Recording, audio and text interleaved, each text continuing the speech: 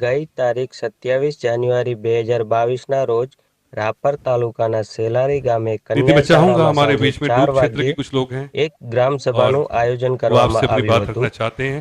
ગ્રામ mic સભા દરમિયાન ગામના લોકોના જણાવ્યા અનુસાર ગામની અંદર ગટર લાઇન, રોડ રસ્તા, રોડ લાઇટ તેમજ પીવા માટે શુદ્ધ પાણીની સમસ્યા છે, તો આ દરેક સમસ્યાનું નિવારણ કરવામાં આવે તેમજ ગામની અંદર हाँ ગામની સુરક્ષા માટે સીસીટીવી કેમેરા લગાવવા માટેની રજૂઆત ગામના લોકોએ नमस्कार ગ્રામ दीदी। સભામાં સરપંચ श्री मैं किरण મહેશભાઈ और ચૌધરી ये हमारे मिश्रा जी તેમજ हैं और તલાટી ये श्री અલ્પાબેન गोविंद પટેલ विनोद પાસે जी રજૂઆત કરી और ये હતી। राम जी और ये गोविंद जी। ये हमारी छोटी सी हमने एक समिति बनाई हुई है ग्रामीण मतलब धूब एरिया में।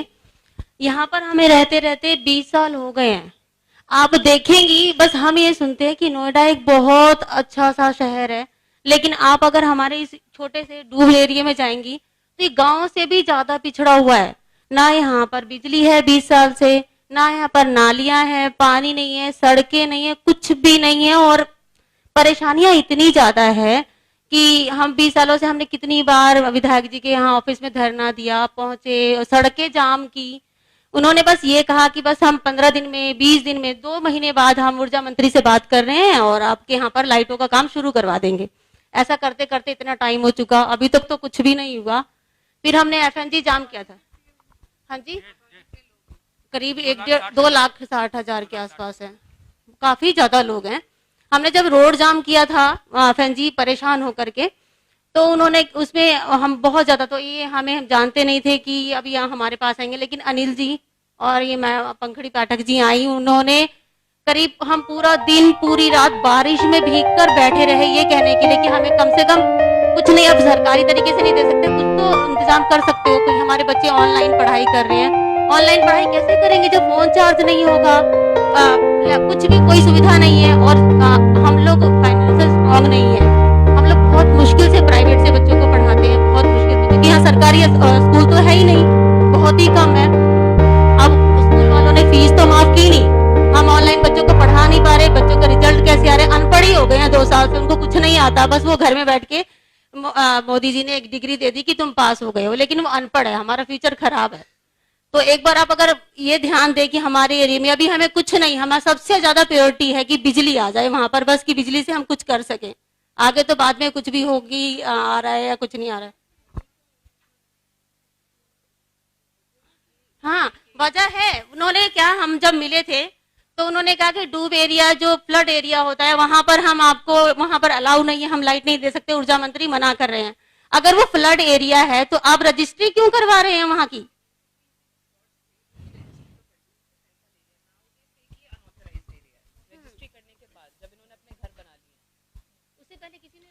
मैम ये लाइट भी नहीं दे रहे, कुछ नहीं कर रहे हैं।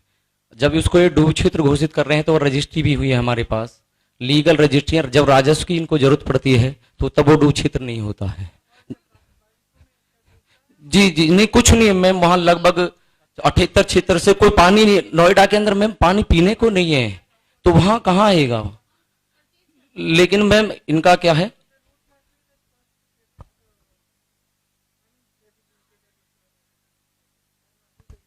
जी तो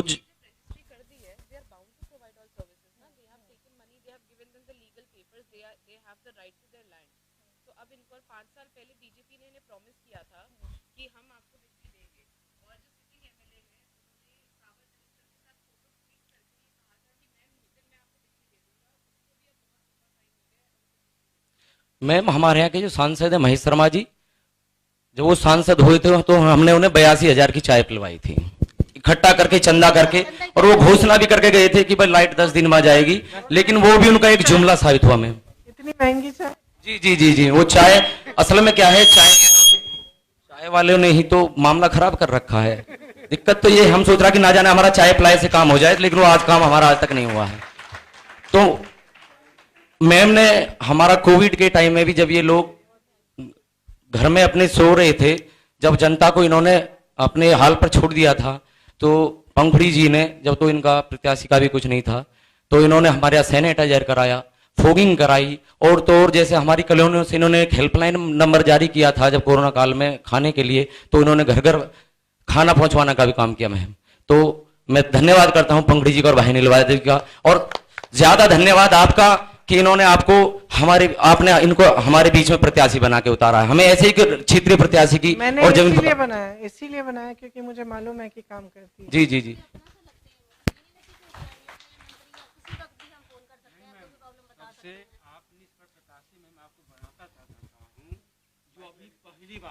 दूब क्षेत्र का मामला इतना जोरों शोरों से इन्होंने उठाई है, इसमें हम धन्यवाद करना चाहता हूं आपको पहले कि उन्होंने टिकट दिया, लेकिन उन्होंने अनिल यादव ने हमारे 6 महीने पहले से हम लोग के साथ लगी है। इतना बड़ा हो गया यहाँ पर समस्या है जो पूरे आप देख लो सोशल मीडिया से लेके जहां तक डूब क्षेत्र का ही मामला है, आज तक कोई नहीं जानता था डूब क्षेत्र का।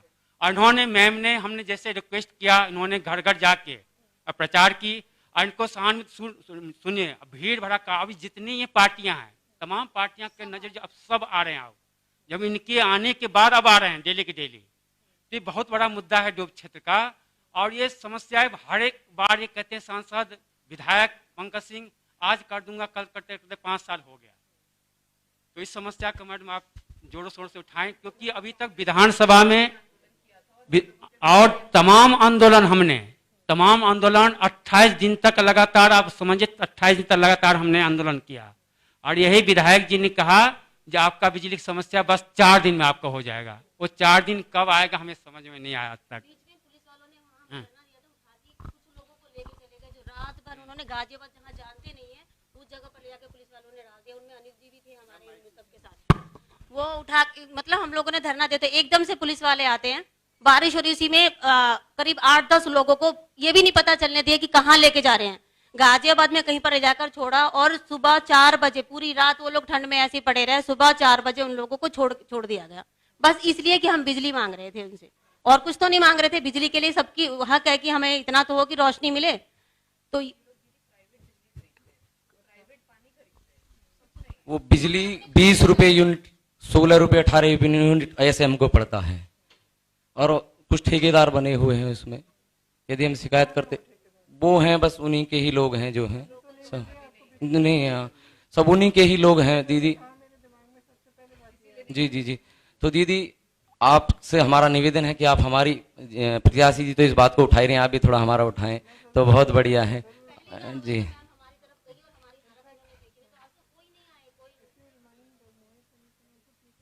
जी बहुत बुरे हालात हैं दीदी। धन्यवाद धन्यवाद धन्यवाद।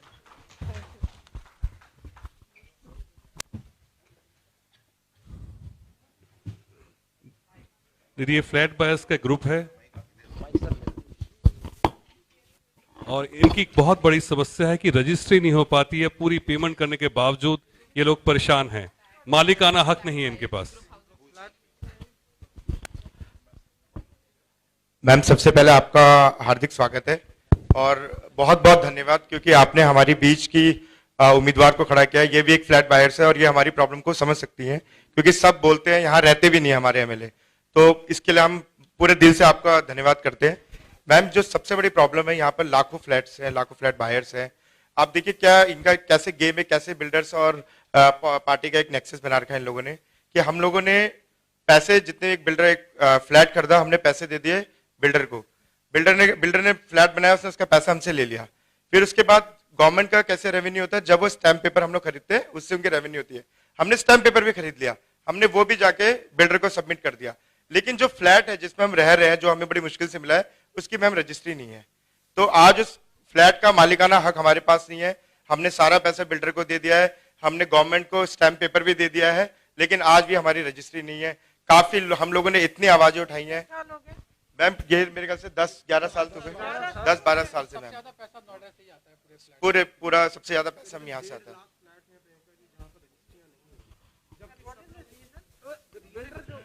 इसका रीजन ये है प्रियंका जी कि नोएडा अथॉरिटी में एक रूल है कि आपको हर बिल्डर को इंस्टॉलमेंट्स में पैसे देने पड़ेंगे फॉर प्रोक्योरिंग द लैंड। अगर आप वो इंस्टॉलमेंट नहीं देते हैं तो वो रजिस्ट्रियां रोक देती हैं। तो प्रॉब्लम यहाँ पर ये है कि एज फ्लैट बायर्स हम लोगों ने स्टैम्प ड्यूटी का भी पैसा जमा कर दिया बिल्डर्स को। एग्जैक्टली और इसका समाधान एग्जैक्टली सब लोग यही बोल रहे हैं कि ये आप लोग के आपस में बीच का प्रॉब्लम है। हमने तो बिल्डर को स्टैम्प ड्यूटी का भी पैसा दे दिया है और उसके बाद आप हमारे को कैसे पनिश कर सकते हो फॉर दिस। उनका प्रॉब्लम ये आ रहा है कि बिल्डर कुछ भी पैसा नहीं देना चाह रहा है नोएडा अथॉरिटी को, और नोएडा अथॉरिटी उनके ऊपर में एक्शन नहीं ले फॉर करप्शन, साठ गांठ चल रही है। इसका सोल्यूशन भी बहुत सिंपल है प्रियंका जी, बिल्कुल Exactly. इनफैक्ट प्रियंका जी इसका सोल्यूशन ही बहुत सिंपल है, जो महाराष्ट्र जैसे स्टेट में है। पेपर के लिए पैसा दिया था हमने बिल्डर को, पूरा क्लियर कर दिया, पूरा सबका। इसका सोल्यूशन ही बहुत सिंपल है, पर जो कोई अथॉरिटी करना नहीं चाह रहा है। मैं कितनी बार विधायक जी से जाके बोला, जैसे महाराष्ट्र में होता है, आप हमेशा क्यों बोलते हो कि कन्वेयंस डीड के ऊपर में, मैं वकील भी हूं तो मैं उनको बोलता हूं कि क्यों आप हमेशा कन्वेयंस डीड के ऊपर में कर तो मैं उनको बार बार बोलता हूं, आप agreement to sale, builder buyer agreement, इस पे आप ले लो पूरे का पूरा पैसा, उसको रजिस्ट्री करवा दो। बाद में जो आपका जो सेल डीड आएगा, लीज डीड आएगा, उसमें आप 10 रुपए के स्टैंप पेपर पे कर देना। वो महाराष्ट्र में होता है। आप क्यों हम लोगों को हमारी मालिकाना राइट से वंचित करना चाहते हो? पर यहाँ पर वो भी नहीं मानते हैं वो लोग, क्योंकि साठगांठ चल रहा है। बिल्डर की गलती है, गलती अगर बिल्डर की है, why we flat buyers will suffer? आखिर पैसा तो हमने तो दे दिया बिल्डर को, उसमें बिल्डर इंटरेस्ट भी कमा रहा होगा। तो यस, अगर बिल्डर डिफॉल्ट है, यस तो जो भी पाबंदी है वो बिल्डर पे लगाई एग्जैक्टली, आगे ये बिल्ड ना कर पाए अगला flat. Yes, same builder is making another building. दीदी मैं बताना चाहूंगा कि ये जो लैंड थी स्पोर्ट्स लैंड थी, उसके लिए नोटिफाइड की गई थी और पूरा स्पोर्ट्स एरिया उसमें डेवलप करना था, लेकिन नोएडा अथॉरिटी ने, जैसा कि पता है, लालच के चक्कर में वो पूरी लैंड जो है बिल्डर्स को बेच दी। लेकिन आज सफर कर रहे हैं ये फ्लैट बायर्स, जिनका कोई कसूर नहीं है। आयरनी इज दैट, जैसे महागुन मॉडर्न में मैं रह रहा हूं, महागुन मॉडर्न में भी बहुत सारे फ्लैट्स हैं जो रजिस्टर्ड नहीं हुए हैं, और वहीं बगल में just 50 metre from there Mahagun Mezzaria बन रहा है, और महागुन मेजेरिया का बिल्डिंग का रजिस्ट्रेशन हो रहा है। यस, उसकी रजिस्ट्रेशन हो रही है और हमारी रजिस्ट्रेशन नहीं हो रही। Same builder is there, same people is there, so you know it's anyone, blind person also can see and see कि यू नो कहीं ना कहीं तो ये अंडर टेबल जो भी डील चल रही है या जो भी है, but people are suffering. Ma'am देखिए ये स्टार्ट कैसे हुआ मैं बताता हूँ। 100 करोड़ की जमीन थी, बोला आप सिर्फ 10% दीजिए, यानी सिर्फ 10 करोड़ में वो प्लॉट में वो अपना फ्लैट बनाना स्टार्ट किया। हमें सपने दिखाए, हमें दिखाया कि ये फ्लैट आपका होगा। मैम उन्होंने इंस्टॉलमेंट पे नहीं की और हम लोगों से हमने सारा पैसे दे दिया है। अब अथॉरिटी ये बोलती है, एमएलए साहब ये बोलते हैं कि अगर मैं रजिस्ट्री नहीं होगी तो हमारा नुकसान है। आपका नुकसान कहां से है? हमने तो स्टैंप ड्यूटी ऑलरेडी पे कर दी है। तो हम लोग रो रहे हैं मैम, खून के आंसू रो रहे हैं, कोई हमारा सुनने वाला नहीं है। उनका नुकसान हो भी तो हम क्यों भुगते हैं? फिर हमारा गला काट लो अपने फायदे के लिए। इसमें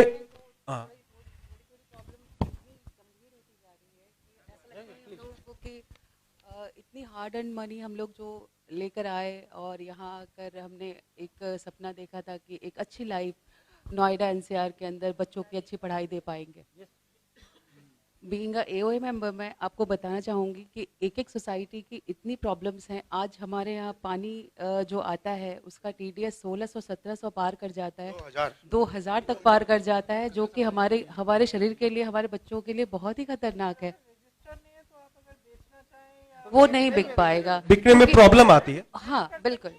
रेंट हाँ,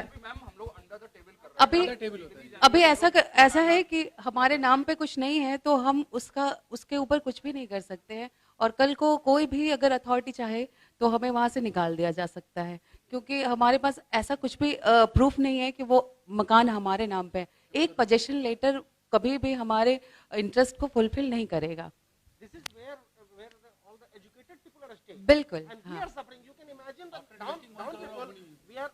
middle class, at least we are there, but what about you can imagine the situation, the lower middle class or the poor class will be suffering if we are suffering this much. हमारी आवाज नहीं सुनी जाती है तो उनकी क्या होगी, मुझे तो समझ में नहीं आता। बिल्कुल। इंटरेस्टिंग बात और है, बघेल जी छत्तीसगढ़ के मुख्यमंत्री मेरे से बात कर रहे थे यूपी के बारे में, तो उन्होंने लखनऊ में का बिजनेस के लोगों का संवाद रखा था, तो वो मुझे कह रहे थे कि पूरी बात हुई, तो उन्होंने कहा मुख्यमंत्री होते हुए मैंने उनसे पूछा कि तुम लोग इतना सफर कर रहे हो 2 सालों से 3 सालों से, आज तक मुख्यमंत्री तुमसे मिले नहीं है, ये कैसे हो सकता है? क्योंकि छत्तीसगढ़ जैसे स्टेट में हो ही नहीं सकता। तो फिर हम आपस में बात कर रहे थे कि कैसे हो सकता है। कह रहे हैं कि मुझे तो मालूम है कि अगर मेरे कुछ बिजनेसमैन का ग्रुप है या कोई बड़ा ग्रुप है जो बहुत दुखी है, त्रस्त है, तो मुझे तो मिलना ही है, और अगर उनके प्रॉब्लम्स हैं उनको सॉल्व करने की कोशिश करनी। वो कह रहे थे कि हाँ यूपी में इसलिए नहीं है क्योंकि ये जातिवाद और सांप्रदायिक राजनीति फैली हुई है, क्योंकि एग्जैक्टली जो मैं वहाँ कह रही थी मैं फिर से दोहराऊंगी, यही तो प्रॉब्लम, क्योंकि जवाबदेही नहीं है। तो जवाबदेही नहीं है तो आपको इग्नोर किया जा रहा है। धर्म के नाम पे बोलता है, एक का डर लगता है कि वो अगर मेरी समस्या ये है कि एक तो धर्म के बारे में ऑल द टाइम बात करता है, एक है जो लगता है कि अगर आ जाएगा तो गुंडा राज हो जाएगा। So really we have got this time option as you as a chief minister face, to be very frank, and we will be lucky. We will be lucky if you achieve this position. Ma'am बहुत धन्यवाद, आप protocol तोड़ के हमारे बीच में बैठी हैं, बहुत बहुत धन्यवाद। ट्रस्ट मी, हमारा ड्रीम है कि आपको एज ए चीफ मिनिस्टर देखूं। हम सिंपली ये बात कह रहे हैं कि जो पॉलिटिक्स में जो चुनाव के समय इलेक्शन के समय बात होनी चाहिए वो हो ही नहीं रही है, वो हो नहीं रही है। विकास की बात हो नहीं रही है, तो ये नहीं कर रहा है गुंडा एग्जैक्टली। और सबको मालूम है कि उसी से बेनिफिट करें, उससे बेनिफिट कौन हो रहा है आप बताइए? ये पब्लिक बेनिफिट कभी नहीं कर सकती, उससे बेनिफिट सिर्फ पॉलिटिकल पार्टीज कर रही हैं। इसलिए हम कह रहे हैं कि विकास की बात करो, महिलाओं की बात करो, जॉब्स की बात करो। सबसे ज्यादा आप 80% वर्सेस 20% कह रहे हो, हम कह रहे हैं कि जब वो प्रतिशत निकालो ना जो जॉबलेस यूथ है वो more than 80% होंगे, उसके बारे में बात क्यों नहीं हो रही है? शिक्षा की बात क्यों नहीं हो रही है? वो परसेंटेज बताओ ना कि आप शिक्षा पे अपने बजट में से कितना % आप खर्च रहे हो, आप स्वास्थ्य पे कोरोना के टाइम में कितना % खर्च रहे हो, ये प्रतिशत आप कभी नहीं सुनेंगे। तो ये माहौल ठीक करना जो है इसकी जिम्मेदारी एक्चुअली पब्लिक की है। मैम इसी की मैं एक ऐड करूंगा कि हमारी सोसाइटीज में आरएसएस वाले एक्टिव हो रहे हैं, क्योंकि पंकुरी जी की हवा चल रही है, लोग ये हमारी बीच की नेता है और हमारी आवाज हमेशा उठाती नहीं है, तो हम लोगों ने उनको भगा दिया है कि हमें नहीं चाहिए हिंदू मुस्लिम, हमें समस्या का जो हल करेगा हमें वो नेता चाहिए। अभी देखिए नेक्सस क्या होता है, उसके बाद सबसे बड़ी नेक्सस हो जाता है एओए का। एओए एक समस्या है जो नोएडा के हर सोसाइटी वाले जानते हैं। एओए एक अथॉरिटी है जो governing authority, you can say collecting the money and all.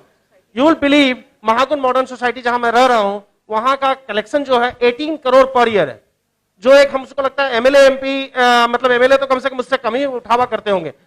फिर भी अब वो क्या करते हैं, ये पंकज सिंह के आदमी है। अभी देखिए इसी 26 जनवरी को वहां पर आके झंडा फहराया या जो भी किए, और पंकज की जय, वहां पर भी वही कि राम को हम लाए हैं। अबे तुम क्या राम को लाओगे, राम सबको लाए हैं, तुम्हारी औकात क्या है जो तुम राम को लाओगे? तुम्हारी औकात है कि राम को ले आओगे? तुम ये बोलते हो तुम अपना पिक्चर बड़ा बनाते हो और राम को इतना छोटा सा पकड़ के लेके चलते हो। अरे तुम क्या हो राम के सामने? तुमको तो राम की कोई आरती भी नहीं याद होगी। तो ये करके पब्लिक मोमेंट बना देते हैं। अब वो क्या है, पंकज सिंह सपोर्ट करते हैं। कभी 4 साल से इलेक्शन नहीं हुआ है। Same people are ruling the AOA का मतलब है अपार्टमेंट ओनर एसोसिएशन। तो ये क्या है मैम, एक बॉडी होती है जिसका इलेक्शन हर साल होना चाहिए। तो इन लोगों ने क्या कि मैम इलेक्शन ही नहीं कराते, क्योंकि ये भी एक अलग नेक्सस है मैम। अब मैं आपको एक छोटा सा एग्जांपल देता हूँ कि हमारी जो बिजली का कनेक्शन है वो सिंगल पॉइंट से आता है, कि एक आता है और वो पैसा जो है हमसे लेता है एओए अपार्टमेंट, वो इलेक्शन कराते नहीं मैम, वो मैम अलग एक नेक्सस चल रहा है। तो हम लोगों की इतनी तकलीफ है मैम, अगर आप पार्लियामेंट में उठा सके, मैम तो है हमारे बीच में जो उठा रही है, अगर ये पार्लियामेंट में भी जाए तो मैम बहुत बहुत आपका मतलब हमारा थैंक यू बोलेंगे। और जो उनको पता है कि कोर्ट का डिसीजन आएगा नहीं, इंडियन जुडिशियल सिस्टम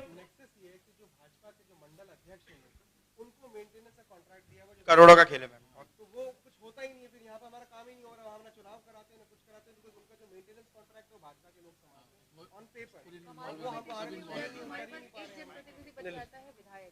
हम विधायक जी के पास जाते हैं, वो बोलते हैं हम इस पे देखेंगे बाद में करेंगे। पिछले 4 साल से चल रहा है, 4 साल से करोड़ों रुपए भाजपा के पास जा रहा है। हम लोग वहां पर आवाज उठाते हैं तो गाली गलोच, FIR 107-16 सब हमारे ऊपर हो चुका है, FIR हो चुका है, हम लोग भाग रहे हैं। बस यही चल रहा है वहां पर। Captain in merchant navy and 2 बार मुझ पर 107-116 कर दिया गया। ये गुंडागर्दी मतलब ऑर्गेनाइज ढंग से हो रही है। My wife and one daughter, and मुझे आपको देख के लगता है मैं गुंडा होऊंगा कि 107-116 मुझसे खतरा हो सकता है। और वो भी being a captain in merchant navy, उस कंडीशन में जब ये शिप पे है हजारों किलोमीटर दूर और इनके ऊपर FIR कर, इनमें से कोई ऐसा तो पूरे स्टेट में हो रहा है। ये सारे बेसिकली गुंडागर्दी ऑर्गेनाइज हो गई है सबके साथ। तो हम लोग सबके साथ बेसिकली हम लोग सबके साथ। मुझे बोल गुंडा हूँ, मैं ऑक्सफोर्ड से पढ़ के आया हूँ, अब मुझे बोला जा रहा है कि तुम गुंडा हो, और पब्लिकली बोला जा रहा है और FIR हो रही है, और पुलिस वाले फोन करके बोल रहे हैं कि तुम तो गुंडे हो। मैं बोले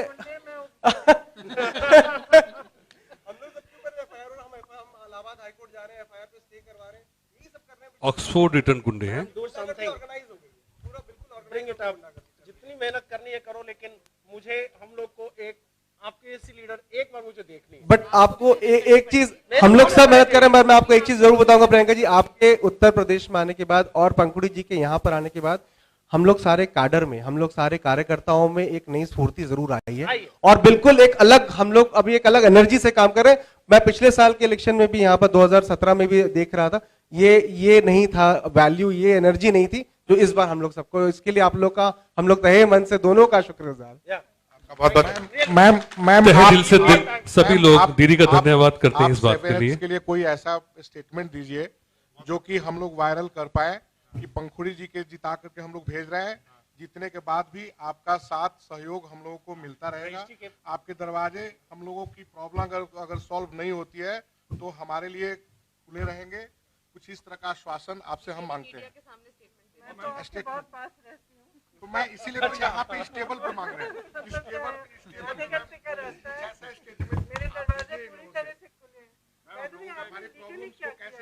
लीगली हाई कोर्ट में we have applied the case, date after that, तारीख पे तारीख पे तारीख। They know this thing. अगर आप गद्दी पे हैं, उसके बाद जो नीचे वाला केस करते रहे, कोर्ट किसका सपोर्ट करता है? स्टे बोल देता है। तो जो गद्दी पे है वो गद्दी पे बैठा रहे, जो नीचे अपना केस लड़ता रहे, तो 10 साल तक तो कुछ उसका वर्डिक्ट आएगा नहीं, तो 10 साल मजा हो गए। उसके बाद सुप्रीम कोर्ट है।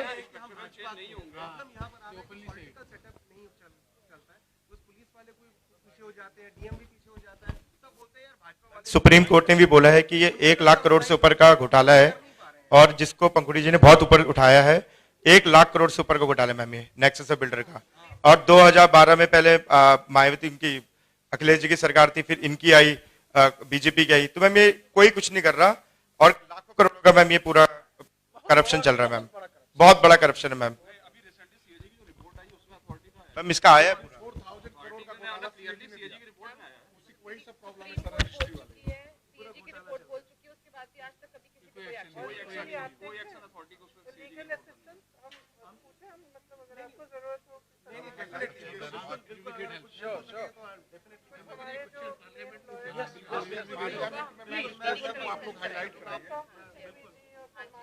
या आप एक बार वो अगर हाईलाइट कर देंगे तो really it will be very much highlight कराए इशू को, तो मैम बहुत जल्दी सॉल्व हो सकता है।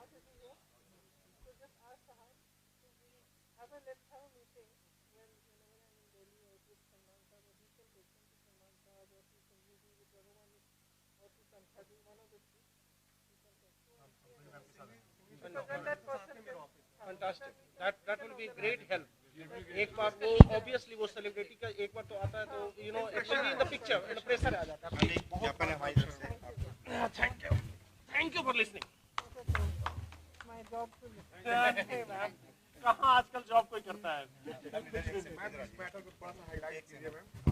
जैसा इन्होंने बोला, अगर आपकी तरफ से राइटिंग में आश्वासन आ जाएगा तो वास्तव में बहुत बड़ा आप लोग हाईलाइट कीजिए मैम।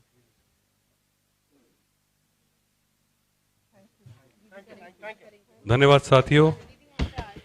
और मैं दीदी से निवेदन करूंगा, कुछ आंगनवाड़ी से बहनें हमारे बीच में हैं।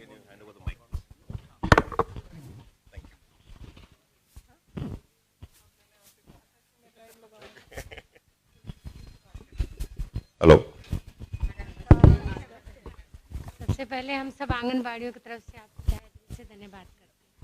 हम सोच भी नहीं सकते थे कि आप हम लोगों के बीच बैठेंगी हैं और इतने अच्छे से सबकी सुनेंगे। हाँ, यही सोच बदलनी है, क्योंकि हमारा कर्तव्य है आपके बीच बैठना। तभी तो मैं बता रही हूँ, हमारी आंगनबाड़ी को बहुत बहुत बड़ी समस्याएं हैं। सोच बनानी है कि जो नेता आके आपके पास बैठेगा नहीं, आपकी समस्याओं को सुनेगा नहीं, बिल्कुल उसका बिल्कुल समर्थन नहीं करेंगी आप। बिल्कुल बिल्कुल सोच बदलिए।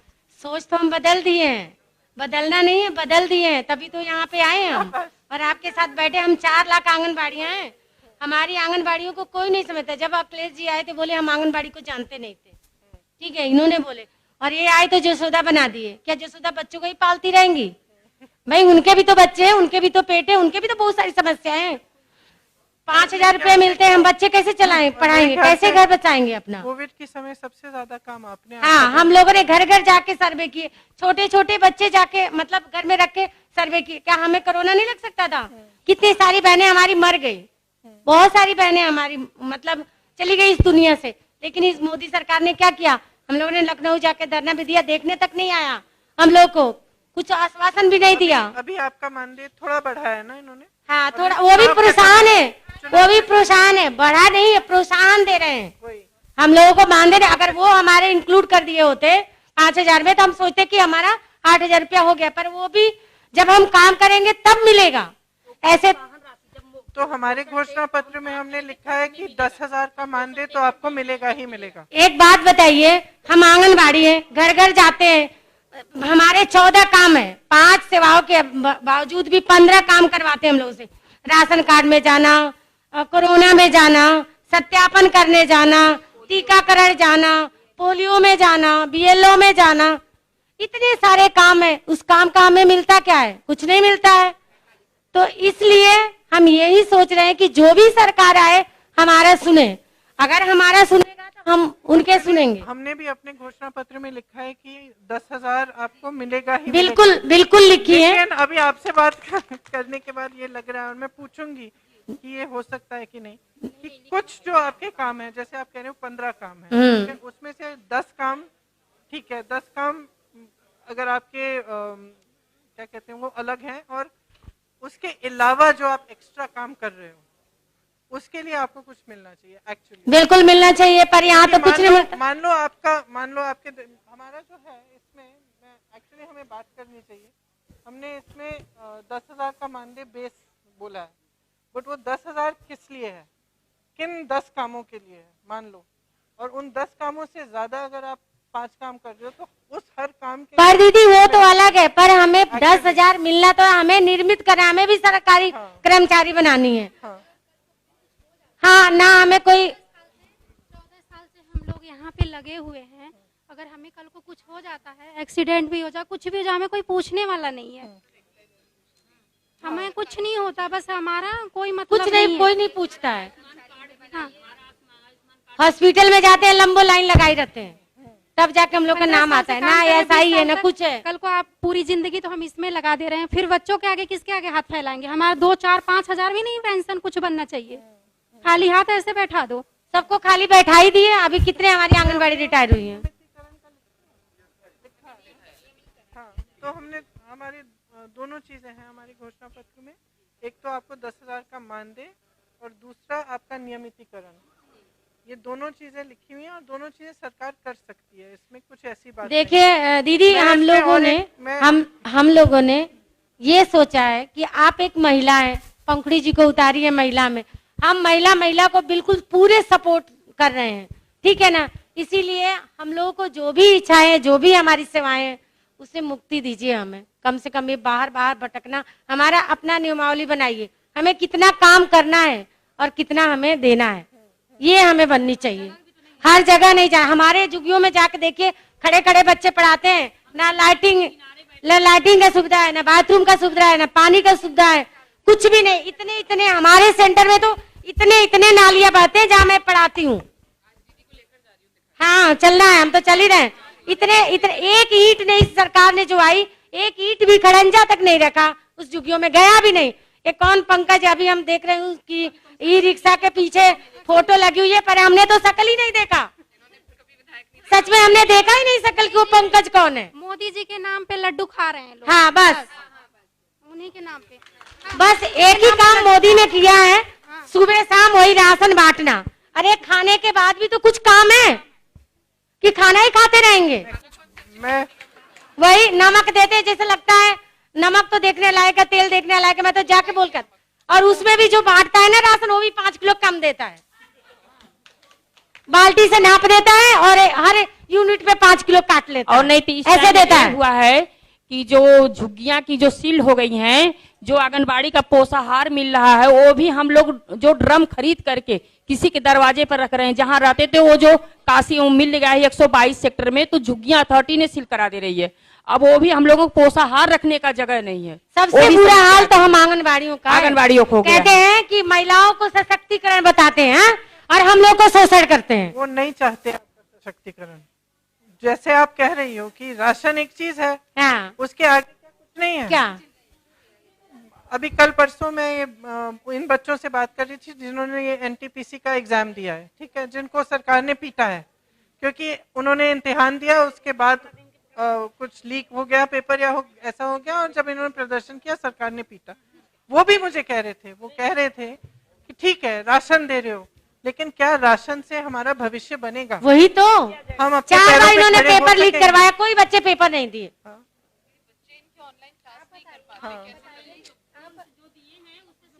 और 5,000 में बच्चों का फीस भी नहीं जाता है। हम क्या करें? हम जो कह रहे हैं कि कहा कि जो 18 साल की लड़कियां हैं, जो छात्राएं हैं, लड़की लड़ सकती हूँ, मोबाइल फोन मिलेगा।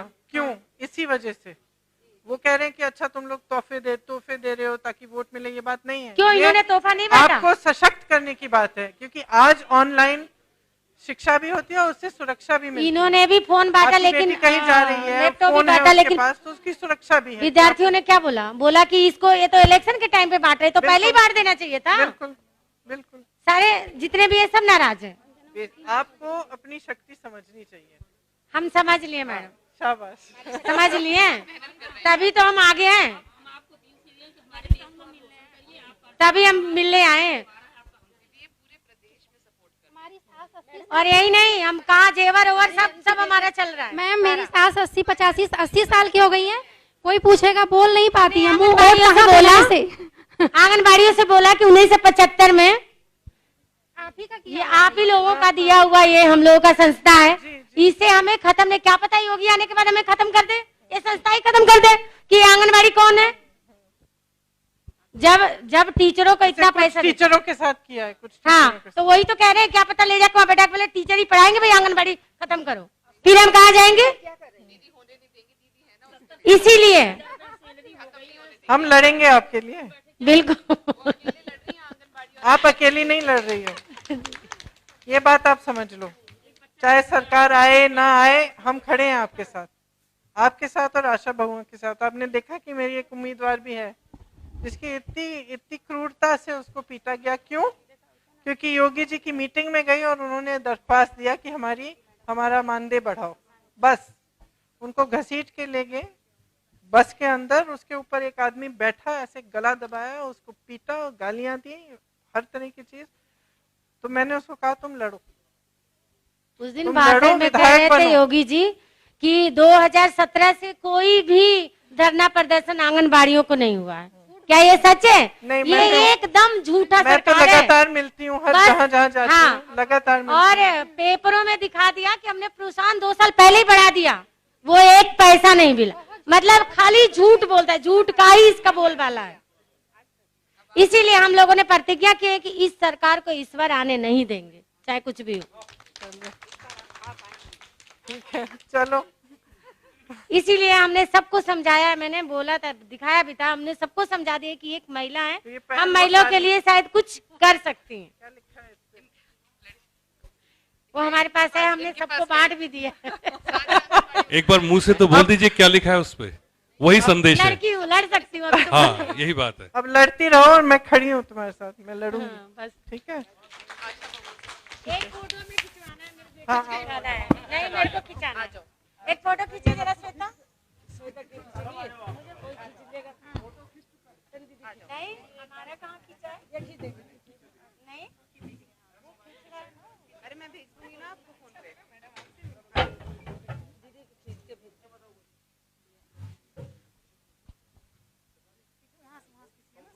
आप लोगों के पास हम खींच के पहुंच जाएंगे। फोटो उसकी जल्दबाजी पीछे मेरा खींच लिए फोटो। अरे खींच के आपका फोटो खींच के। अरे किसके पास है दिखाओ, तुम्हारे पास है? खड़े हो जाओ ना साथ में।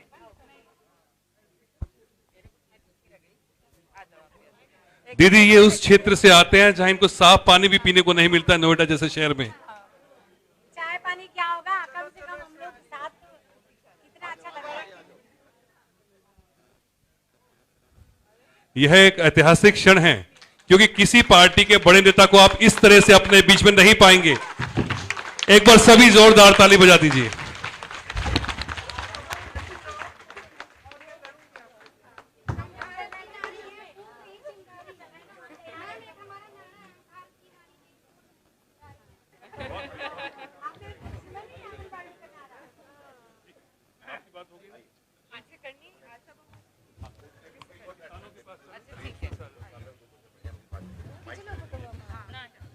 यदि यहाँ कुछ किसान लोग हैं, क्षेत्रीय समस्याएं बहुत ज्यादा हैं, आपके बीच में हैं, अपनी बात रखना चाहते हैं।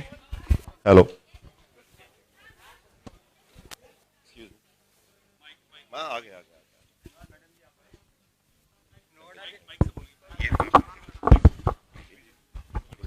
मैडम जी, नोएडा की स्थापना को 46 ईयर्स हो गए और तभी से नोएडा का किसान बहुत परेशान है। हाँ, एक्चुअल में नोएडा के गांवों को जो पुराने बंदोबस्त के आधार पर 30s के आधार पे एक्वायर कर लिया और उस एक्विजिशन में किसानों के घर भी एक्वायर हो गए। जिस 1953 में मेरा बर्थ हुआ है, जिस घर में जन्म हुआ, वो भी एक्वायर्ड है और हमारी पंखड़ी पाठक का परिवार भी उसमें पीड़ित है। ये लोकल ही है, इनका भी जमीन जो घर बसे हुए हैं वो भी एक्वायर्ड है। अब हमारे पास ना तो मालिकाना हक है, ना हम लोन ले सकते हैं, ना उसमें कोई व्यवसाय कर सकते हैं। तो हमारा ये मांग बार बार करते रहे। मैं योगी जी से मिला, उन्होंने आदेश कर दिए कि 15 दिन में जांच होगी। मैडम, आज तक 15 दिन पूरे नहीं हुए, 2-2.5 साल हो गया। तो ये लोग भाजपा वाले हमारी बात नहीं सुन रहे हैं। आपसे बड़ी उम्मीद है। तो हमारे घरों का डिनोटिफिकेशन का प्रावधान है सेक्शन 48(1) में, फिर भी ये लोग नहीं कर रहे हैं। दूसरी बात, किसानों की मांग ये है कि जो हमें आबादी के प्लॉट दिए गए या पुराने घर हैं, उनमें भी हम कॉमर्शियल एक्टिविटीज नहीं कर सकते। सभी जगह नोएडा भवन नियमावली लागू कर दी गई है। नोएडा भवन नियमावली का मतलब ये है कि हम आवासीय है। हाँ सर, मैडम, मुआवजा मिला, वो बहुत कम मिला। उसके बदले में जो प्लॉट मिला उस पे हम 5% के प्लॉट में कॉमर्शियल एक्टिविटीज नहीं कर सकते। हमारे पास रोजी का कोई साधन नहीं रहा। पुराने घर हैं, उनमें भी हम दुकान नहीं कर सकते, सिर्फ रह सकते हैं। जो हमारे पुराने घर हैं उन पे नोएडा का गलत नाम चढ़ गया है, गलत अधिग्रहण हो गया है, उसको डिनोटिफाइड किया जाए, उसका मालिकाना हक हमें दोबारा दिया जाए। उस पे आज भी नोएडा अथॉरिटी लिखा हुआ है, जो हम लोगों की अपने गांव में प्रॉपर्टी है। तो हमारे पास एड्रेसेस नहीं है, हमारे मकानों पे नंबर नहीं है और ना उसको हम बेच सकते हैं, ना लोन ले सकते हैं। स्टेट गवर्नमेंट का मैडम, हमारे अगर हम जमानत भी देना चाहें तो एक मोटरसाइकिल थाने से छुड़ा नहीं सकते। हमारे पास कोई पावर ही नहीं है, प्रॉपर्टी हमारे पास नहीं है। हम 10 रुपए का लोन नहीं ले सकते। कहने को हम किसान हैं, हमारे पास घर हैं, उन घरों में हम दुकान नहीं कर सकते। वो कहते सिर्फ रहो।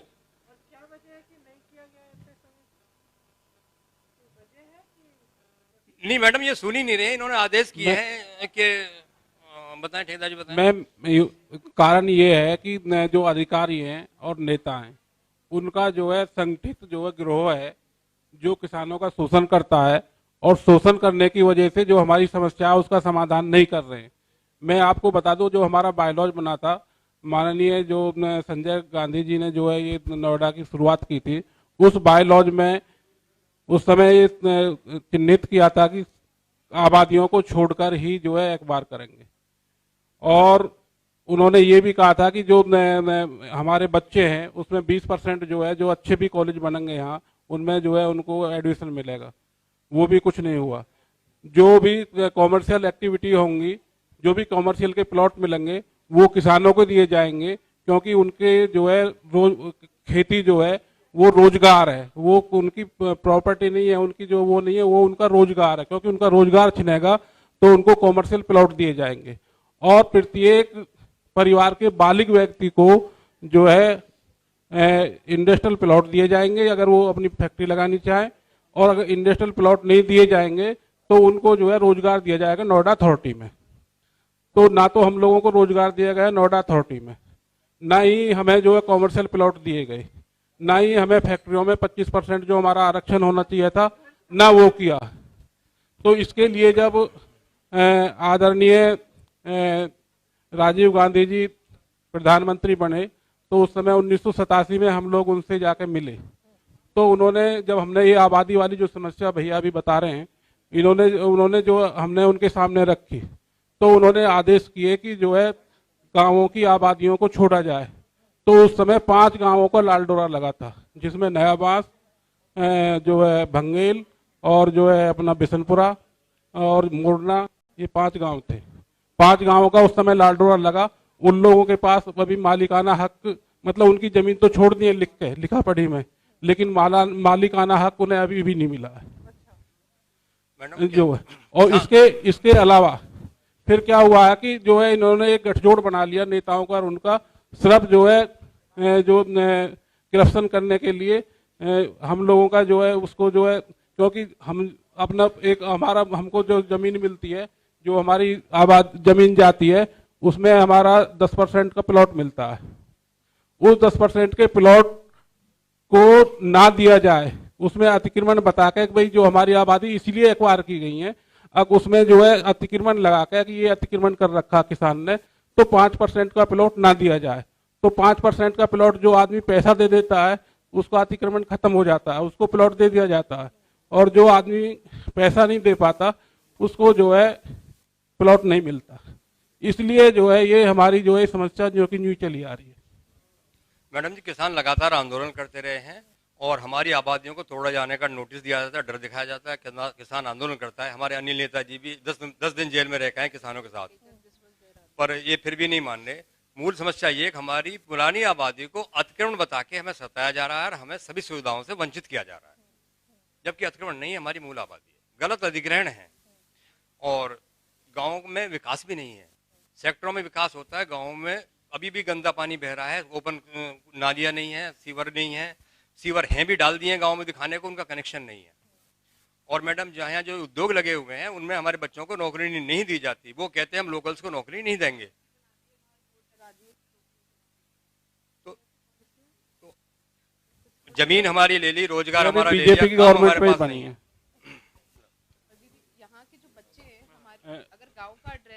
अगर गांव का एड्रेस है तो बच्चों को यहाँ के स्कूल्स एडमिशन नहीं देते, जबकि ये कहा गया था कि गांव के बच्चों को यहाँ पे एडमिशन मिलेगा। लेकिन जितने बड़े स्कूल्स हैं, अगर हम अफोर्ड भी कर सकते हैं तो भी हमारे बच्चों को गांव का एड्रेस देखने के बाद एडमिशन नहीं दिया जाता। मेरी नीस को नहीं मिला था, हम लोगों को बहुत उसके लिए मेहनत करनी पड़ी थी। इसीलिए पंकुड़ी जी सेक्टर में रह रही है आजकल। ये बायलॉज में जो है लिखा हुआ है, माननीय संजय गांधी जी ने जो है उसमें लिखवाया था बायलॉज में, ये चीज लिखवाई थी कि 20% जो है फ्री पढ़ाए जाएंगे किसानों के बच्चे, लेकिन किसी भी उसमें पैसा देके भी नहीं पढ़ा रहे।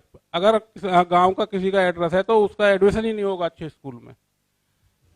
अब जो ये हमारी समस्याएं हैं, दरअसल क्या है, जो ये सारे गांव हैं, पूरे 81 गांव के 81 गांव हैं, 81 गांव हैं।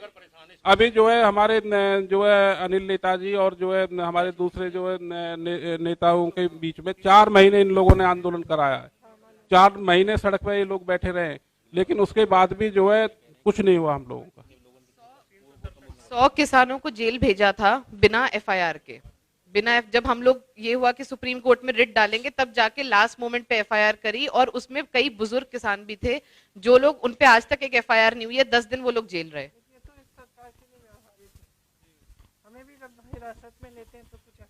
दीदी को भी 3 दिन बिना FIR के रखा। 80 साल से जो बुजुर्ग आदमी हैं उन्हें भी ये जेल में डाल देते हैं, इनके यहाँ तो कुछ है ही ना। और जो आप कह रही थी ना कितने लोग हैं, ये टोटल गौतम बुद्ध नगर पूरा जिला, यानी तीनों ही अथॉरिटी में ही यही समस्या है। यानी यहाँ के जो लोकल बताते हैं ना गांव वाले ने, मूल निवासी ने, उनकी जमीन को यानी घर को अधिग्रहण कर लिया इन्होंने, गलत अधिग्रहण। वो अधिग्रहण सिर्फ इसी कारण से किया जाता है कि जिससे हमारा 5% का प्लॉट देते टाइम जो है उस पर अतिक्रमण बता देते हैं कि भाई तुमने अतिक्रमण कर रखा है, और उससे फिर हमको पैसा देना पड़ता है। पैसा देके जो है हमको उसका वो मिलता है। और जो पैसे नहीं देते, अभी जैसे रतनपाल जी हैं, इन्होंने कहा कि जो मैं कानून से अपना प्लॉट लूंगा, मेरा हक है, मैं अपने हक लूंगा। इन्होंने पैसा नहीं दिया, इनका प्लॉट आज तक नहीं मिला, और 2007 में इनकी जमीन एक्वायर हुई है। ऐसे बहुत सारे लोग हैं जिन्होंने कह दिया कि हम पैसे नहीं देंगे चाहे कुछ भी हो। और जो है हम लोगों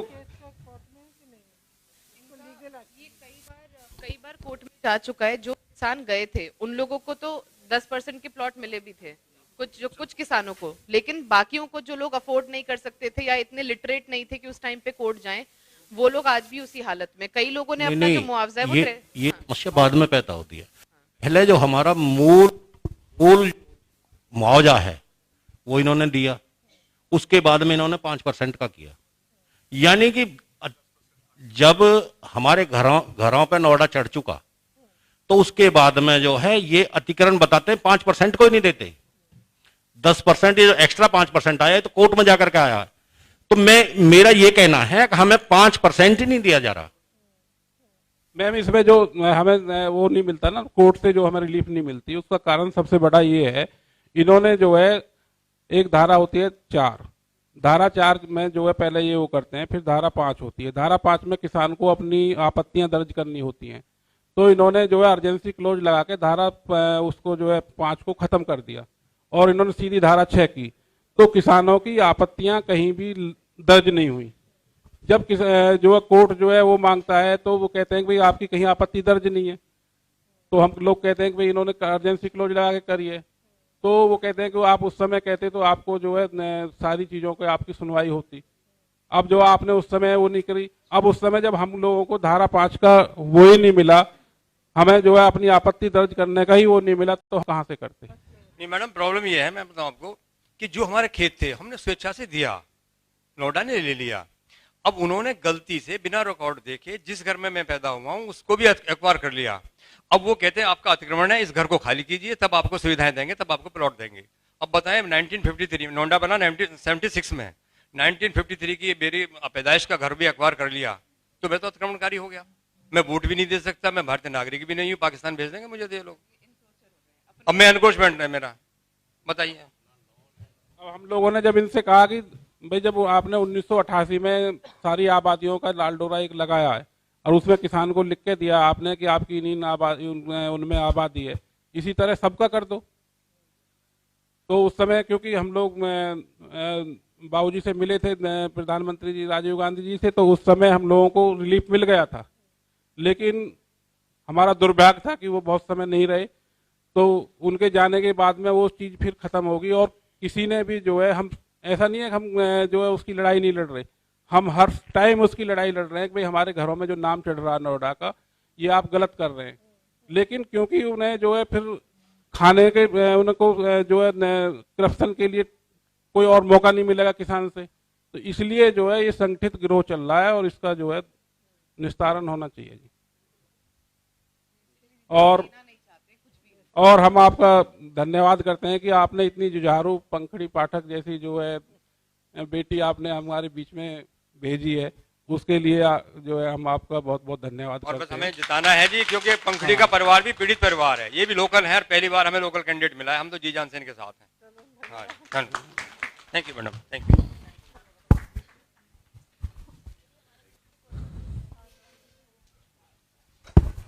इनका तो हो गया।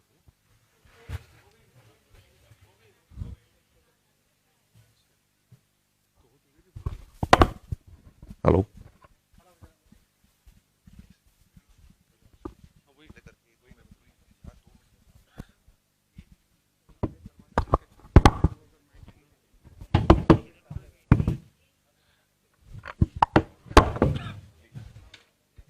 इनका दीदी एक छोटा सा इशू है आपके लिए। अच्छा,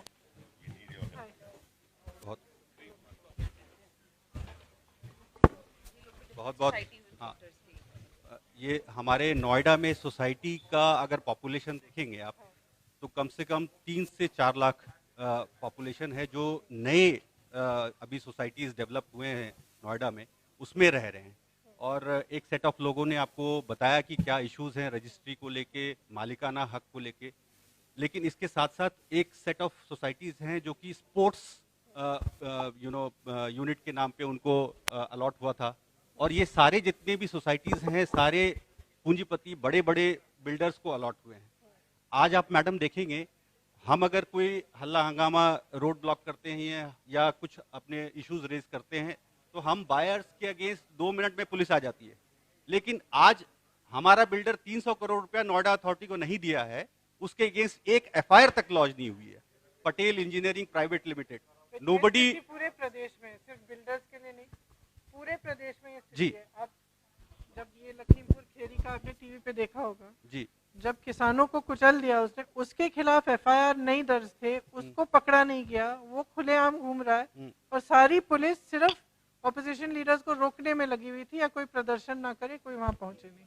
so it's exactly the same, चाहे यहाँ आप अपने केस में देखिए, आप आंगनवाड़ियों के केस में देखिए, आशा बहुओं के केस में देखिए, स्टूडेंट्स के केस में देखिए, कि प्रोटेस्ट को दबाने के लिए पुलिस हमेशा तैयार है, लेकिन जो एक्चुअल परपेट्रेटर है, जो क्राइम कर रहा है, जो गलत कर रहा है, उसके साथ खड़ा रहता है प्रशासन, और पुलिस भी खड़ी रहती है। ऐसा कैसे हो रहा है कि बड़े बड़े पूंजीपति, उनके पास सारे बड़े बड़े प्लॉट अलॉट हुए हैं, वो आज अगर उनसे सवाल करेंगे तो वो कहेंगे कि ये तो पुराने सरकार में हुई थी।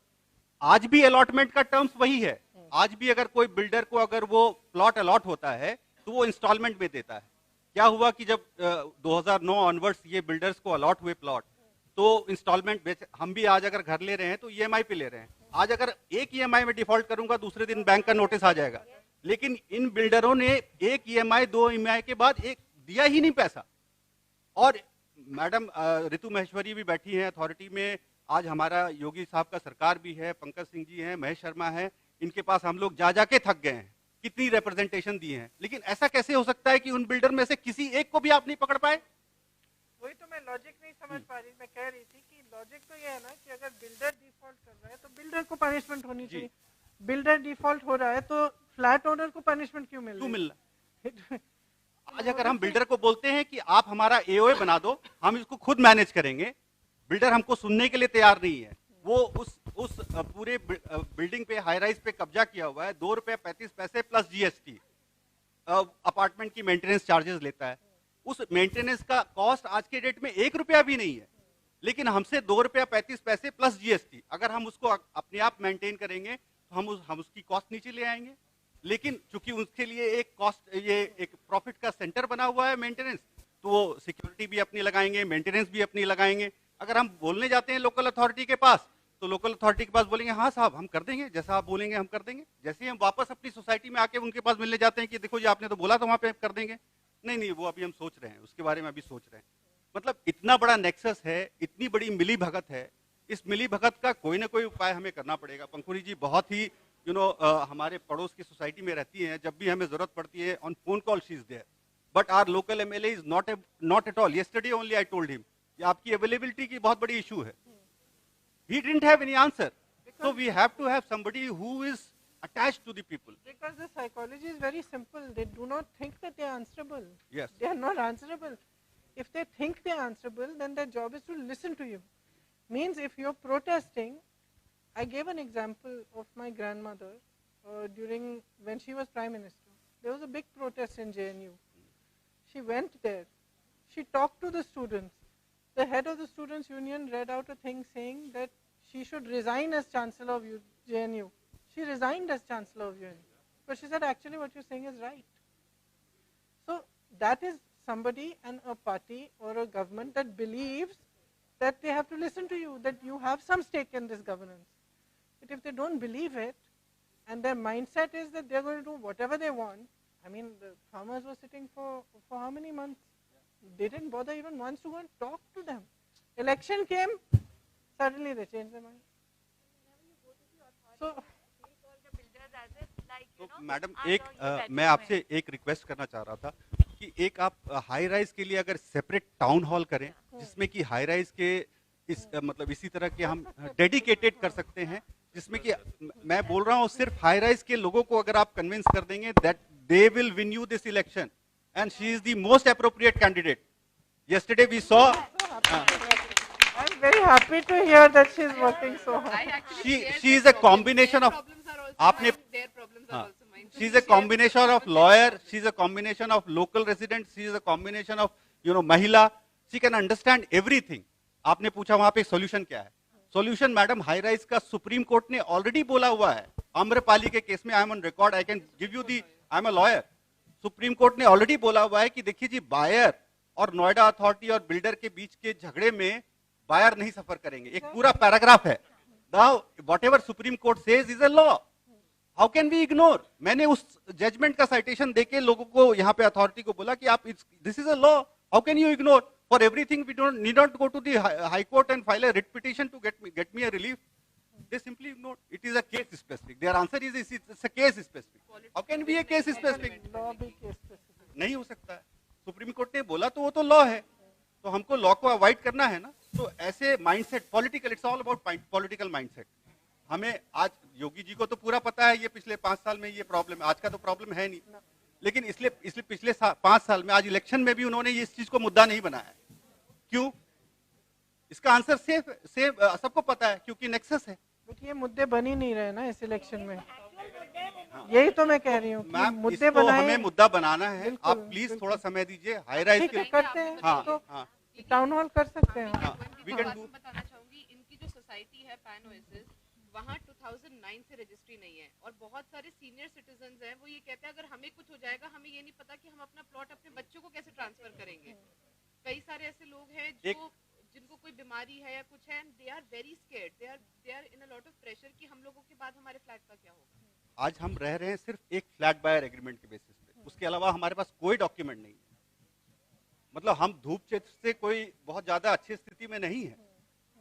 हमें भी वो 17 रुपये 20 रुपये जनरेटर का पावर बैकअप देना पड़ता है, वो मेंटेनेंस लगाएंगे घटिया सा, लेकिन हमें उनके हिसाब से मेंटेनेंस का रेट देना पड़ता है।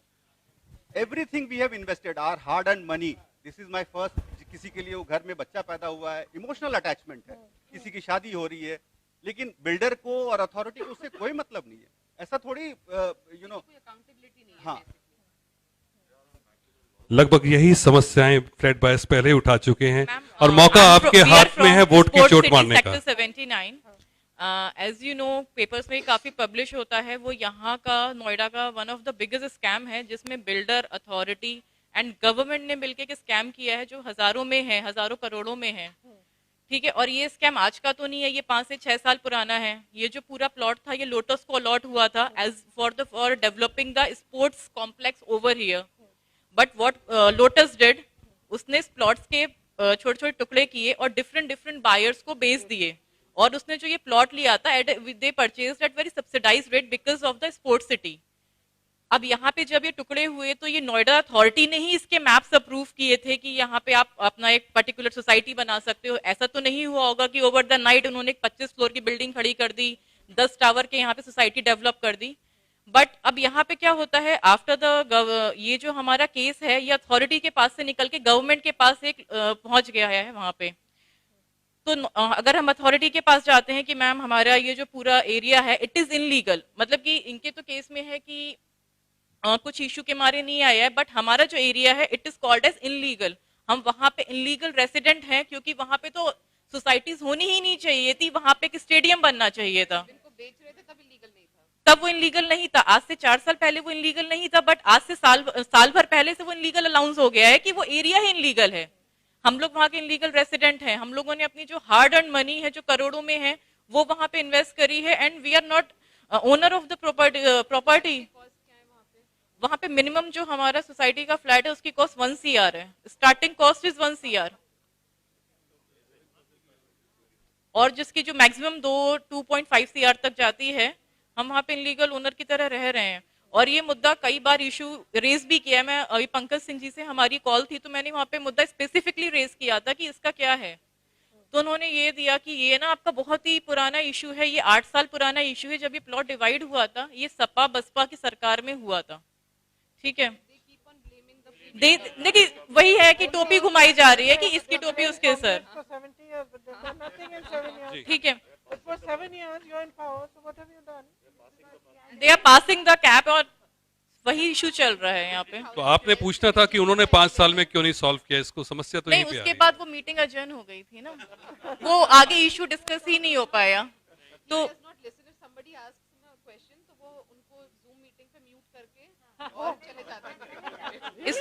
स्पोर्ट्स सिटी एक्चुअली यहाँ का नोएडा का ना बहुत बड़ा एक पेनफुल एक एरिया है जहाँ पे कोई भी डिस्कस नहीं करना चाहता है। तो I would like to ask you कि अगर आई रियली वांट कि Pankhuri ji should win the election on this time, because हमें ऐसा बंदा चाहिए जो हमारे आसपास रहे, थोड़ा यहाँ की चीजों को जानता हो। हमारे यहाँ पंकज सिंह जी हैं, मैंने आई थिंक उनको आज तक फेस टू फेस।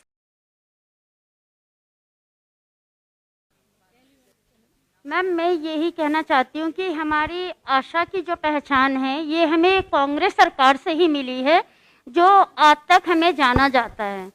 और मैम हम ये कोरोना काल में ये कहना चाहते हैं कि कोरोना काल में जब एक भी पंछी जब रोड पे नहीं उड़ रहे थे या कोई भी व्यक्ति चल नहीं रहा था, तब हमारी सारी आशा बहनें ने एक से एक कांधे मिला के अपने परिवार को, अपने बच्चों को छोड़ के उस संकट की घड़ी में और सभी जनता का सेवा करने के लिए एकजुट निकली। जब उसमें कितनी ऐसी आशा वर्कर थी जो जिनका निधन हो गया, जो हमारे बीच में नहीं है, पर मैम मैं ये कहना चाहती हूँ कि आशा दूसरे के लिए आशा है, पर खुद के लिए क्या है ये हमें खुद भी पता नहीं है कि हम अपने लिए क्या है। जब हम जनता के बीच में इतनी सेवा कर रहे हैं तो मैम हमारा तो एक क्या कहते हैं, एक सैलरी भी वो फिक्स नहीं किया गया है कि क्या हमें दिया जा रहा है। हमें 1000 2000 ऐसे ये एकदम से संबोधित दिया जा रहा है। घोषणा पत्र में हमने लिखा है कि 10,000 का मानदेय आपको मिलेगा और नियमितीकरण भी होगा आपका अगर हमारी सरकार आए तो 10,000 का मिलेगा। और फिर जो आप ये एक साल के लिए आप एक फैमिली को देखती हैं ना, फिर उसके लिए आपको कुछ मिलता है उसके अलावा, मतलब 10,000 तो मिलेगा ही, उसके ऊपर से जो आप ये कर रही हैं हर केस का उससे ऊपर से मिलेगा। तो मेरे ख्याल से उससे अगर सरकार आती है और वो हम कर पाएँ तो उससे काफ़ी सुविधा होगी। एक तो मानदेय वाला और दूसरा नियमितीकरण वाला, दोनों। क्योंकि मैम सरकार तो आपकी ही आएगी और हम आशा करते हैं, पूरा ही विश्वास के साथ है कि अब की बार कांग्रेस सरकार। तो मैम मैं यही आपसे आशा करती हूँ। मैम वादा तो सभी करते हैं पर पूरा कहाँ करते हैं हम लोग। एक झाड़ू पोछा वाली लेडीज भी है, छत्तीसगढ़ में सरकार है तो हमने कहा था चुनाव के समय कि किसानों का कर्ज माफ किया जाएगा। तो जब सरकार ने शपथ लिया उसके 3 घंटे बाद सारे किसानों के कर्ज माफ करना शुरू किया उन्होंने। तो जो हम कोशिश करते हैं कि जो हम वादे करते हैं वो पूरी तरह से हम निभाते हैं। और हमारी अगर आप सरकारें देखें, चाहे पंजाब में हो, छत्तीसगढ़ में हो, राजस्थान में हो, उन्होंने बहुत काम किया है इसके लिए।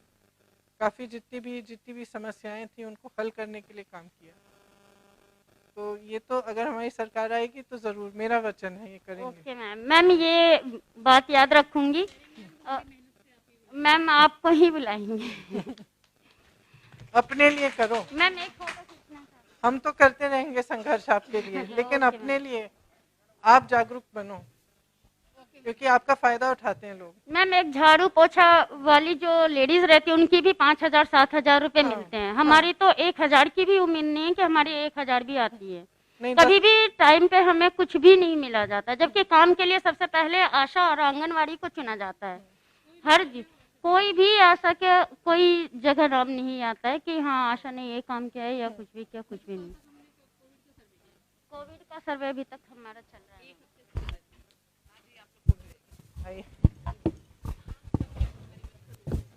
दीदी हमारे बीच में नोएडा इंडस्ट्रीज वेलफेयर एसोसिएशन से कुछ लोग बैठे हैं।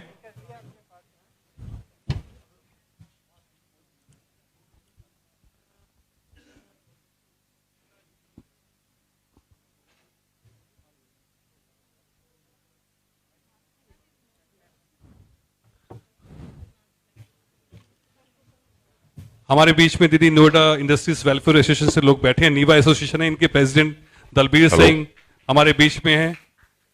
ये आपसे अपनी कुछ बात रखना चाहते हैं।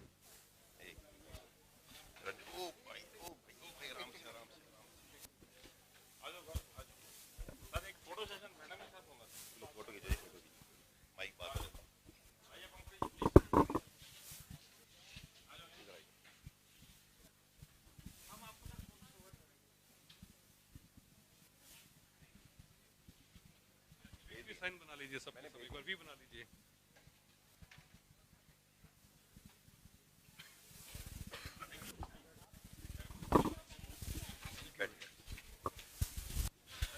I'll give you.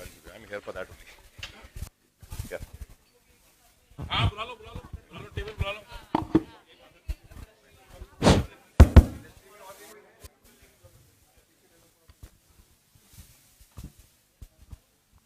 मैं दलजीत सिंह खैर मकदम करता हूं, इस्तेमाल करता हूं। समस्या मैडम हम सबने सुन ली सबकी, समस्या ऑल मोरला से एक जैसी है सब। आप लोग समस्या से जानू भी। नोएडा बेसिकली छोटी इंडस्ट्री से जाना जाता है। इस शहर को बसाने में छोटी इंडस्ट्री का बहुत बड़ा योगदान है। छोटी इंडस्ट्री है तो नोएडा है। आज दुखांत इस बात का है कि छोटी इंडस्ट्री की कोई सुनवाई नहीं है। सिंगल विंडो सब बोलते हैं, बट उस सिंगल विंडो के पीछे 25 विंडो ऑलरेडी खुली हुई हैं। अभी आपने देखा होगा अडानी साहब को 20,000 मीटर का प्लॉट अलॉट किया है। मैं पूछता हूं क्यों? उस जगह में हमारी कितने छोटे छोटे रोजगार आते, और छोटे रोजगार ही ज्यादा राजस्व में देते हैं। तो हम लोग का आप लोग से एक निवेदन है कि इसको आप पॉलिसी मैटर में डाल के, और हमारी जो अर्थव्यवस्था है उसको रिचार्ज करने के लिए छोटे जो बिजनेस हैं उनको स्ट्रॉन्ग बनाना, उनको मजबूत बनाना बहुत ही ज़्यादा ज़रूरी है। क्योंकि जिस स्थिति में हमारी अर्थव्यवस्था है आज, उस स्थिति को ठीक करने के लिए अगर हम पूरी तरह से छोटी इंडस्ट्रीज को, स्मॉल मीडियम इंडस्ट्रीज को सपोर्ट नहीं करेंगे तो हम इसमें से निकल नहीं पाएंगे। ये जो सरकार की पॉलिसी है कि इनके 2 मित्र हैं और इन्हीं 2 मित्र को सब कुछ सौंप रहे हैं, ये चाहे हमारे हवाई अड्डे हैं, चाहे हमारे पूरा देश इन्हीं को सौंपा जा रहा है। पूरा देश इनको सौंपा जा रहा है। और आप जैसे जो एक्चुअली देश की रीढ़ की हड्डी हैं, वो आप जैसे बिजनेसेस हैं।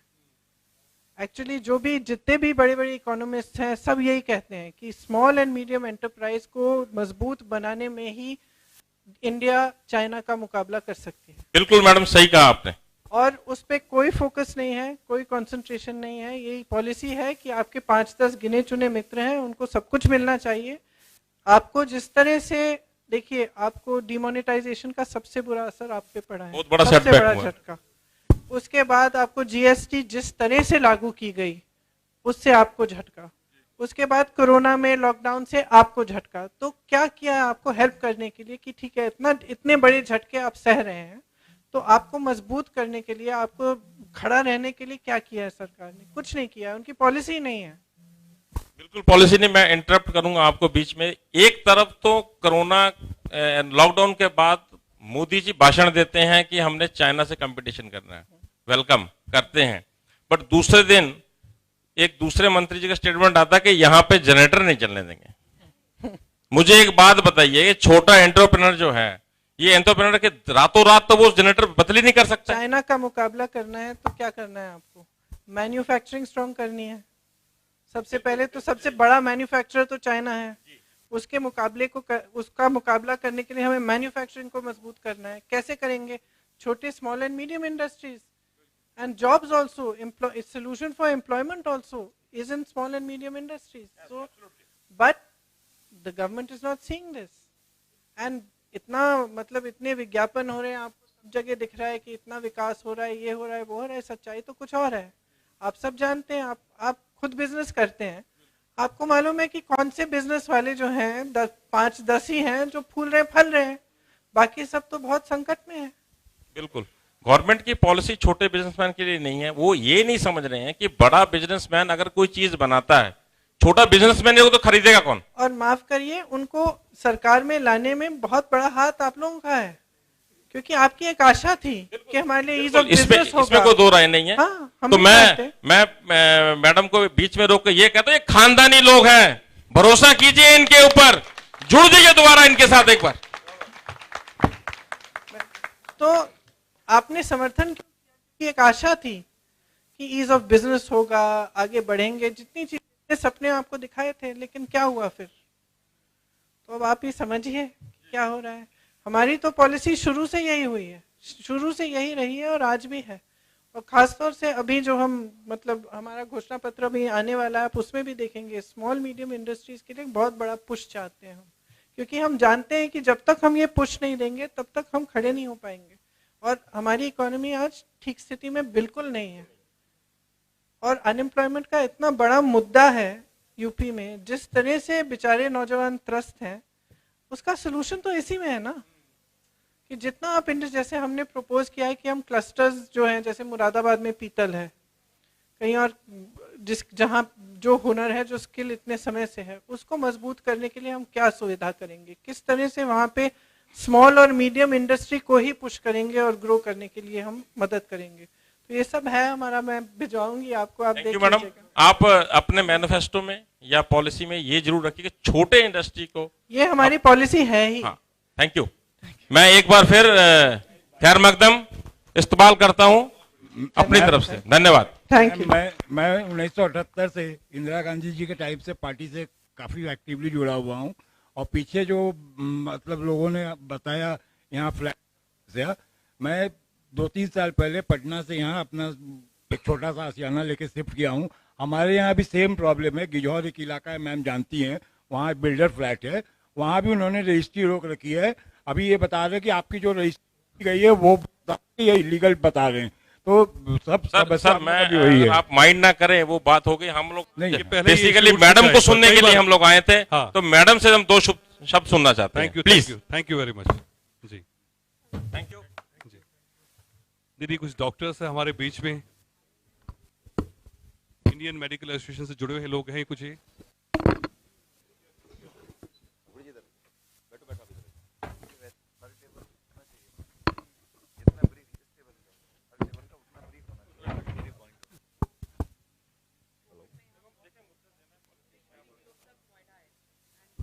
हेलो,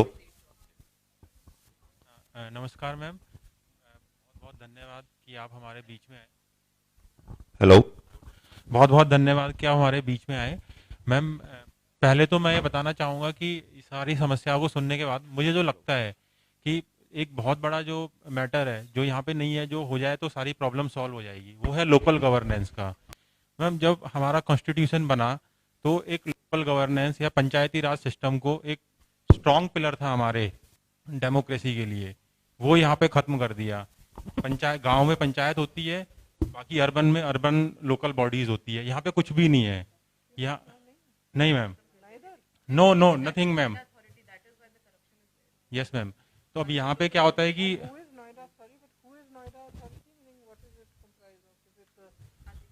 अधिकारी मैम,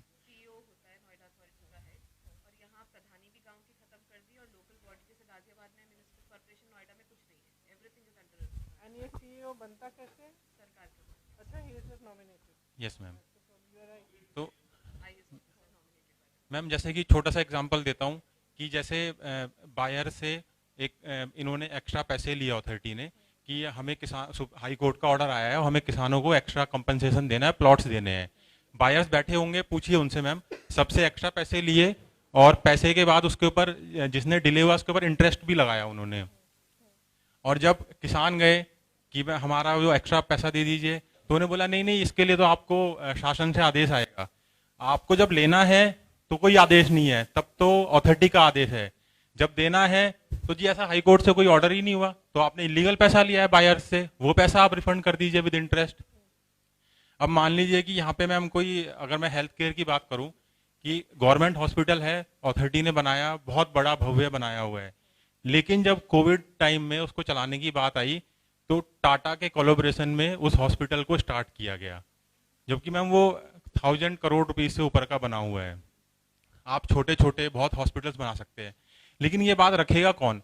अथॉरिटी में जो भी ऑफिसर्स आते हैं, कोई 6 महीने, 1 साल, 2 साल आए, उनको क्या पता है यहाँ की क्या समस्याएं है? वो तो आए, एक मैडम का मन किया कि भैया स्कूल बनना है तो बना दिया, दूसरे साहब आएंगे उनको मन करेगा नहीं नहीं एक 500 करोड़ का पार्क बनना चाहिए, वो बना दिया।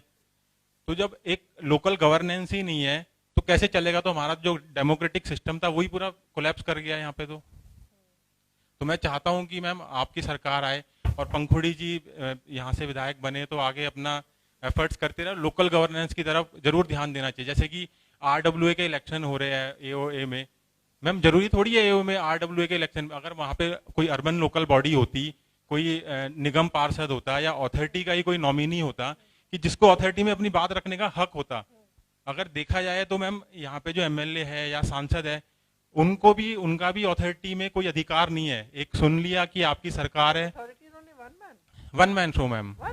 यस मैम, उसके अंदर नो नो मैम।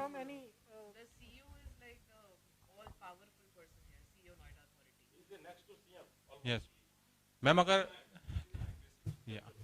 लीगली अगर विधायक जी या सांसद जी भी बोले कि ये काम होना है तो लीगली उनका कोई राइट नहीं है अथॉरिटी के अंदर।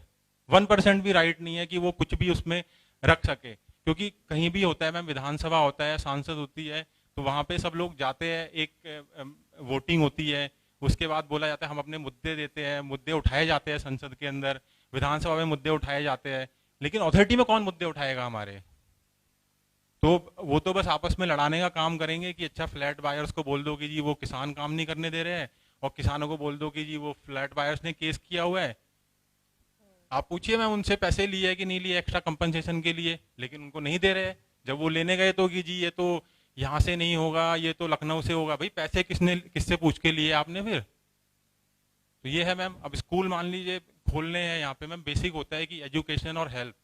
हालांकि मैं प्राइवेट सेक्टर से बिलोंग करता हूँ तो मैं अपनी समस्याएं नहीं रखूंगा क्योंकि मेरी प्रॉब्लम निजी है, लेकिन अगर मैं एक पब्लिक की बात करूँ तो उसमें मैम एजुकेशन और हेल्थ सेक्टर बेसिक होता है कि जो गवर्नमेंट का एजुकेशन में जितना खर्चा पिछली सरकार ने किया उससे कम किया है सरकार ने। मैम मतलब रिड्यूस्ड एजुकेशन बजट। नया स्कूल या नया कॉलेज 5 साल में नहीं बनाया। मैम अथॉरिटी के पास इतना पैसा है, वो बड़े बड़े कोई भी डेवलपमेंट के नाम पे दिखाएंगे कि जी हमने 10,000 करोड़ का बजट हमने नोएडा में। आप अगर कोरोना में देखें कि इनका क्या व्यवहार रहा, अगर आप दूसरे देशों को देखें तो जो डॉक्टर्स थे, हॉस्पिटल्स थे, उनका एक सपोर्ट सिस्टम बनाया गया, उनको एक्स्ट्रा मतलब आवर्स काम कर रहे थे, उनके लिए सुविधाएं की गई, ये सब। यहाँ तो ऐसा नहीं हुआ। उत्तर प्रदेश में हमने देखा कि किस तरह से एक तरह से सरकार आक्रामक बन गई पब्लिक के प्रति और हॉस्पिटल्स के प्रति। तो आप प्राइवेट हॉस्पिटल हैं, अगर आपने कह दिया कि ऑक्सीजन खत्म हो रहा है तो चलो जुर्माना आप पे, पनिशमेंट आपको होगी, कोई सपोर्ट नहीं है। यहाँ तो इतनी बुरी हालत थी कि जो हमारे मेंबर ऑफ पार्लियामेंट हैं उनके खुद के हॉस्पिटल में ऑक्सीजन खत्म हो गया था और सरकार कहती है कि ऑक्सीजन की कमी नहीं हुई। नहीं, बट बेस्ट पार्ट इसका ये है कि इंडिया ऑक्सीजन का एक मतलब one of the biggest manufacturers is India. हमारे पास ऑक्सीजन था, ये नहीं है कि नहीं था। आपके पास एक साल था 2020 से 2021 जब आपको मालूम था कि हम काफी ऑक्सीजन मैन्युफैक्चर कर रहे हैं, बट उसको ट्रांसपोर्ट करने की सुविधा जो है वो कम है। मतलब मेरे ख्याल से 2000-3000 ट्रक टैंकर्स थी जो ऑक्सीजन को मैन्युफैक्चरिंग की, जहाँ पे मैन्युफैक्चर हो रहा है उस यूनिट से हॉस्पिटल तक पहुंचा सकी। अब आपके पास एक साल है, आप जान रहे हैं कि पैंडेमिक चल रहा है, तो आपने उन 3000 टैंकर्स की संख्या क्यों नहीं बढ़ाई? नहीं बढ़ाई। तो हम ऑक्सीजन बना रहे हैं, हम ऑक्सीजन एक्सपोर्ट भी कर रहे थे।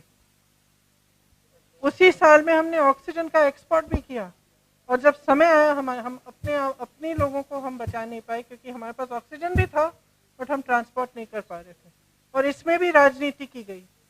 जब हमने, हमारा तो अमेठी रायबरेली का क्षेत्र है, तो एग्जाम्पल के तौर पर हमने रायबरेली एक छत्तीसगढ़ से बोला कि हम टैंकर भेजेंगे कि वहाँ कम हो गया था ऑक्सीजन, मना कर लिया उन्होंने। तो लोग मर रहे हैं लेकिन आप मना कर रहे हैं, आप नहीं लेंगे। बहुत हमें लड़ना पड़ा, फिर बड़ी मुश्किल से ऑक्सीजन सिलेंडर लेने के लिए डीएम तैयार हो गए। तो टैंकर जो वहां जाना था वो हमने लखनऊ भेजने की कोशिश किया, उन्होंने कहा सरकारी हॉस्पिटल नहीं लेंगे। मतलब टैंकर है, ऑक्सीजन है, आप मना कर रहे हो। प्राइवेट हॉस्पिटल डर रहे थे कि हम फंस जाएंगे। तो ये स्थिति है कि मतलब इतना संकट है, लोग मर रहे हैं और आप सिर्फ अपनी राजनीति के बारे में सोच रहे हैं। कंप्लीटली कोलैप्स हुआ है दीदी। मैं आपको और जो सरकार है, चाहे वो प्रदेश की सरकार हो चाहे केंद्र की सरकार हो, पूरा सिर्फ अपने कवर अप में लगी हुई कि किसी को ये लगे नहीं कि क्या एक्चुअली सच्चाई क्या है, क्या हो रहा है यहाँ। और जो सरकार को करना चाहिए था, सपोर्ट करना चाहिए था, ये सब वो नहीं किया। और आज तो वाहवाही हो रही है, सब जगह पोस्टर लग रहे हैं, विज्ञापन लग रहे हैं, बट सच्चाई तो कुछ और है। दीदी यहाँ पे नोएडा में, क्योंकि पूरे यूपी से पेशेंट्स कोविड के टाइम पे दिल्ली और नोएडा आ रहे थे, यहाँ बहुत सारे प्राइवेट हॉस्पिटल्स ऐसे हैं जिन्होंने अपने से ये सरकार के सामने प्रस्ताव रखा कि आप हमारे हॉस्पिटल को कोविड हॉस्पिटल बना दीजिए, हम लोग सब चीज अरेंज कर लेंगे। लेकिन यहाँ पर क्योंकि कोई लोकल पॉलिटिकल इंटरवेंशन ही नहीं था, एमएलए एमपी गायब थे, उनको परमिशन नहीं मिली और लोग बिना हॉस्पिटल और बिना बेड के मर गए। लेकिन जो हॉस्पिटल्स रेडी थे कि हम अपना सेटअप, हम इसको, आप हमें परमिशन दे दी, हम कोविड सेटअप कर देंगे, दे डिड नॉट अलाउ। और आईएमए के बहुत सारे लोगों ने बोला, जिसके चलते एंड तक कुछ नहीं हुआ and a lot of people lost their lives because of that. Thank you very much.